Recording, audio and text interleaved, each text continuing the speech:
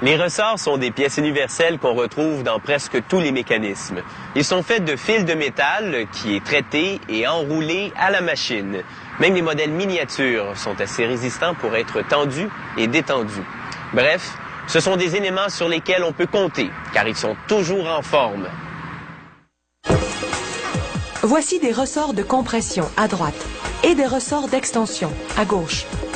Il existe aussi des ressorts de torsion qui peuvent se tordre à un ou aux deux bouts. Au départ, il faut un rouleau de câble d'acier. Le diamètre du câble varie selon le type de ressort qu'on produit. Une dérouleuse dévide le câble et l'introduit dans une machine à former assistée par ordinateur. Cette machine fait avancer le câble dans un conduit, l'embobine en spirale et le tranche en pièces. Des roulettes et un arbre de métal positionnent le câble. Un capteur jaune en forme de cône vérifie l'angle de chaque ressort. Lorsque l'angle est correct, la machine fait avancer le ressort dans le conduit où il sera formé. Cette machine est capable de produire jusqu'à 2000 ressorts à l'heure. On voit ici une autre machine à former un peu plus grande. Elle crée des ressorts d'extension. Une fois que la spirale est formée dans un conduit, un bras mécanique la découpe en tronçons. Quand la spirale émerge de la machine, un autre bras mécanique l'empêche de vibrer. Cela maintient une tension constante dans le ressort, ce qui permet à la machine de produire à une vitesse maximale. Au ralenti, on voit la machine prendre le premier anneau de la spirale et le tordre pour en faire un crochet. Cette opération se déroule pendant que la spirale émerge du conduit. Puis, un étau serre le dernier anneau de la spirale, tandis qu'un autre bras mécanique le tord pour façonner le deuxième crochet. Au ralenti, on voit comment deux bras mécaniques entourent la spirale qui est fixée dans l'étau.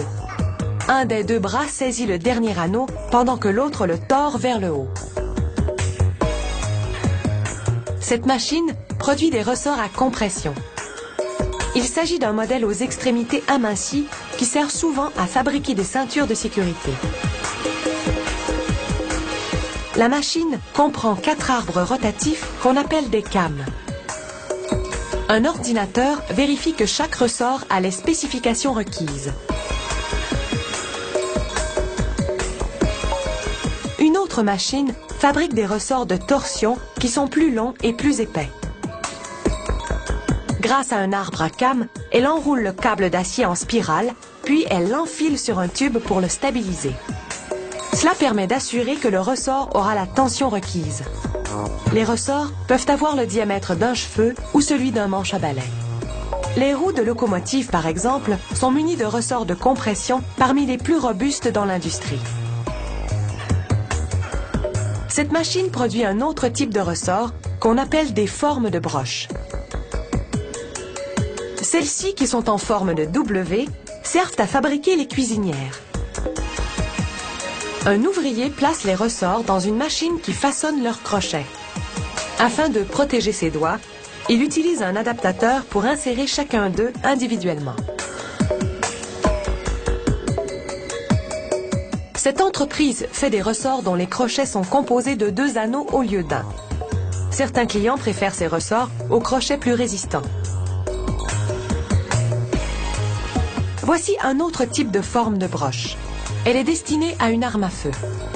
On doit la fabriquer manuellement parce que sa structure est complexe.